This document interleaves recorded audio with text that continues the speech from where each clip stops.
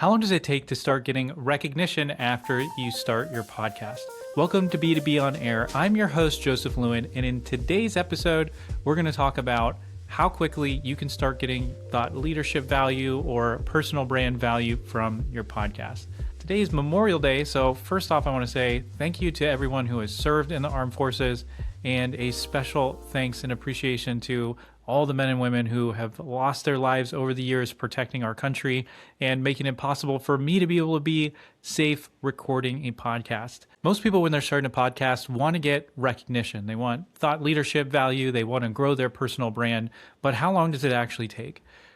If you want to see a return on investment, like deals closed through your personal brand or through your thought leadership, that's something that can take a really long time. How long does it take before you actually start getting recognized and getting some value from it? Not very long at all. There's a client I kicked a podcast with off in March of last year.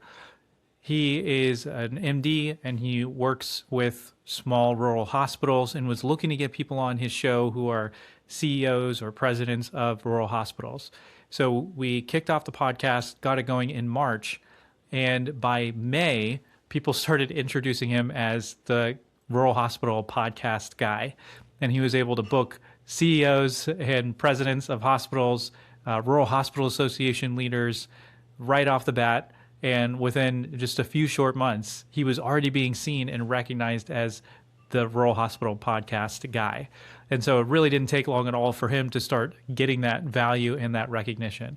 This is especially true if you're working in a space where there aren't a lot of podcasts. So if you're in sales or marketing and you're trying to launch a podcast, it's probably going to take you longer to really get the personal brand reputational built from that. But it tends to be a lot easier to book people on your show.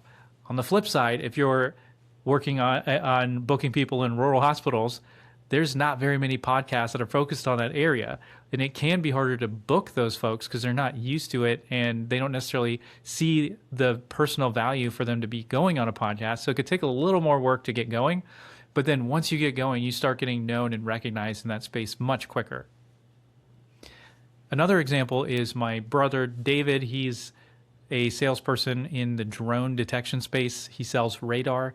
And he started a podcast a couple of years ago on mitigating drones and started having a lot of experts on around drone detection and mitigation. Within only a couple of months, 2-3 months of launching the show, every single event that he went to, people would come up to him and start talking to him about his podcast, people who he'd never met before, including people who were at the FAA, people who were at target accounts, people who he had traditionally had a really hard time getting a hold of, and they come up to him at conferences and start talking to him. And so even though it could take a long time to see the ROI come back if you're only focusing on thought leadership or personal brand building, it actually only takes a couple months of consistency to start being known in that space. And again, especially if you're in an area where there aren't a ton of podcasts. But even so, you start getting well known even in areas where there is a lot of podcast saturation. So it's a huge personal brand builder, a way to differentiate yourself. And if you go to in-person events, it's an absolute no-brainer to start doing it because people are going to start to recognize you. And like we've talked about before, they're going to start coming up to you at events. All right, a short and sweet one for you today. Thank you so much for tuning in, and we'll see you on the next one.